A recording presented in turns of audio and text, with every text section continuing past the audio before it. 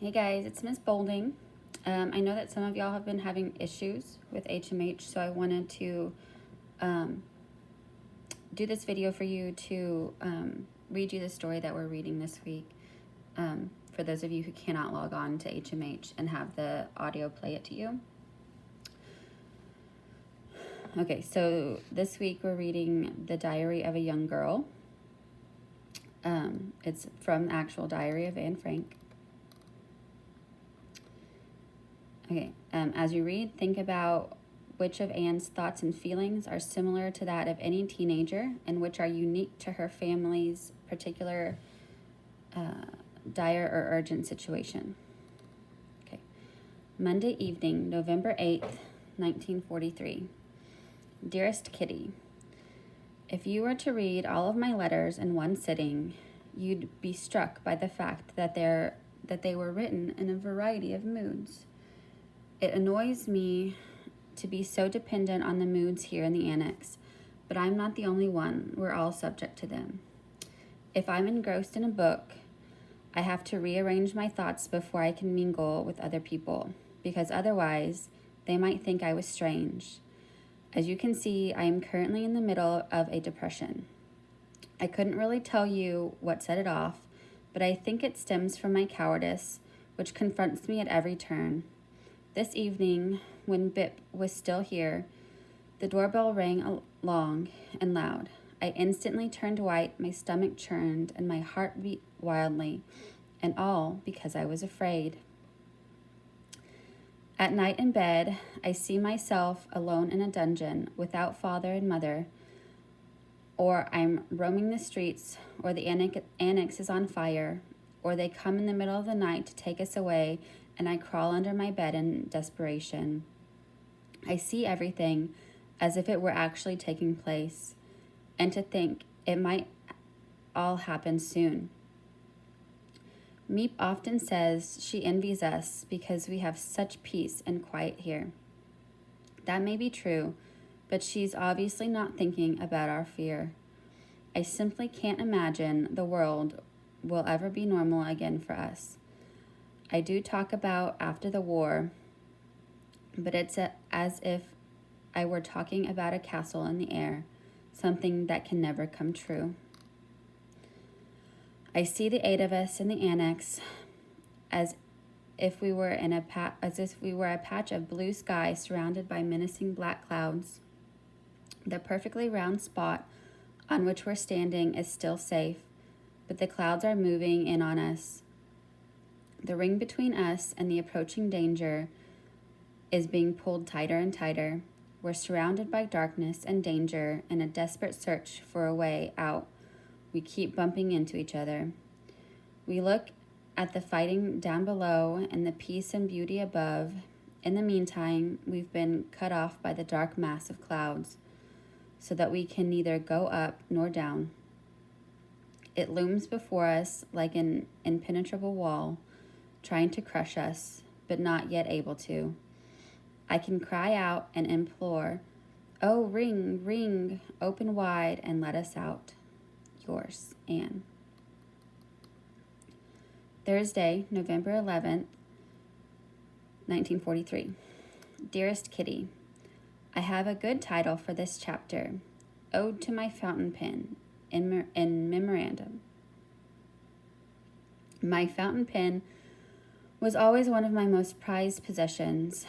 I valued it highly, especially because it had a thick nib, and I can only write neatly with thick nibs. It has led a long and interesting fountain pen life, which I will summarize below. When I was 9, my fountain pen, packed in cotton, arrived as a simple sample of no commercial value, all the way from Aachen, where my grandmother, a kindly donor, used to live. I lay in bed with the flu while the February winds howled around the apartment house. This splendid fountain pen came in a red leather case, and I showed it to my girlfriends the first chance I got. Me, Anne Frank, the proud owner of a fountain pen. When I was 10, I was allowed to take the fountain pen to school, and to my surprise, my teacher even let me write with it. When I was 11, however, my treasure had to be tucked away again because my 6th grade teacher allowed us to only use school pens and ink blots. When I was 12, I started at the Jewish Lakem, and my fountain pen was given a new case in honor of the occasion. Not only did it have room for a pencil, it also had a zipper, which was much more impressive.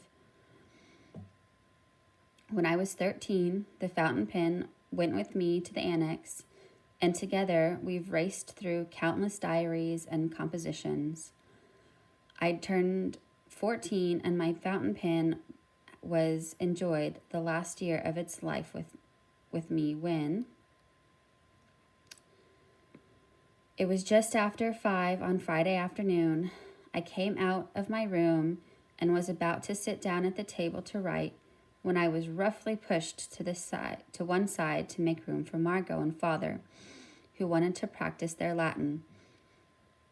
The fountain pen remained unused on the table, while its owner, sighing, was forced to make do with a very teeny corner of the table, where she began rubbing beans. That's how we removed mold from the beans and restored them to their original state. At 5:45, I swept the floor, dumping the dirt into a newspaper, along with rotten beans. I tossed it onto the stove.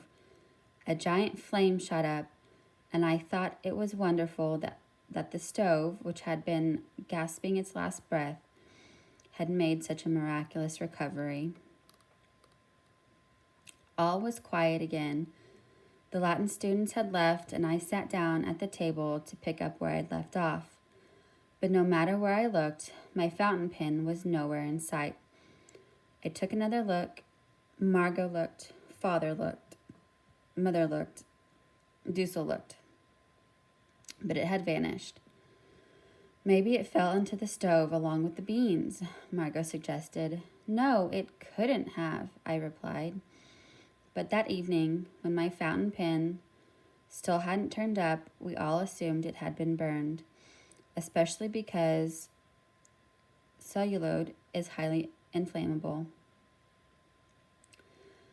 Our darkest fears were confirmed the next day when Father went to empty the stove and discovered the clip used to fasten it to a pocket among the ashes.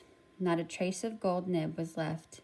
It must have melted into stone, Father conjectured. I'm left with one consolation, small though it may be. My fountain pen was cremated, just as I would like to be someday. Saturday, January 15th, 1944. Dearest Kitty, there's no reason for me to go on describing all of our quarrels and arguments down to the last detail. It's enough to tell you that we've divided many things like meat and fats and oils and are frying our own potatoes. Recently, we've been eating a little extra rye bread because by 4 o'clock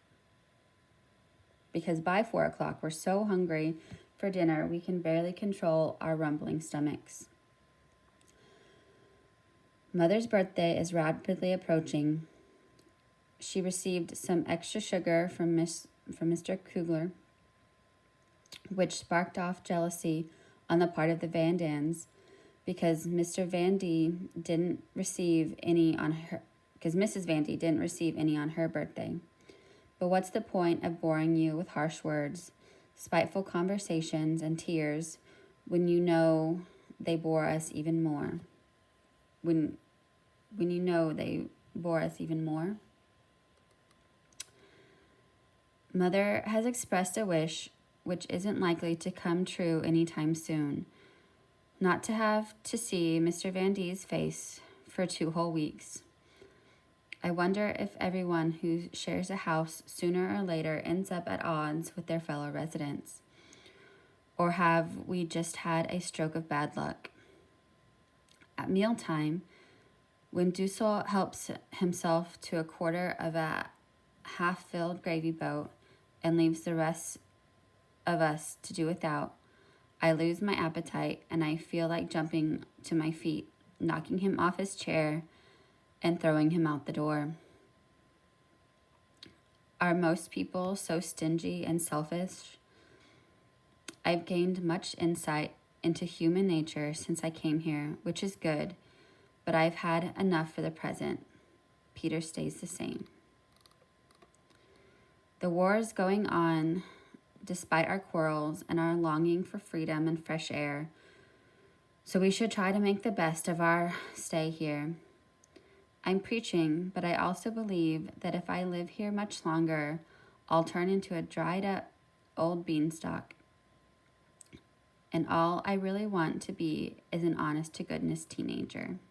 Yours, Anne.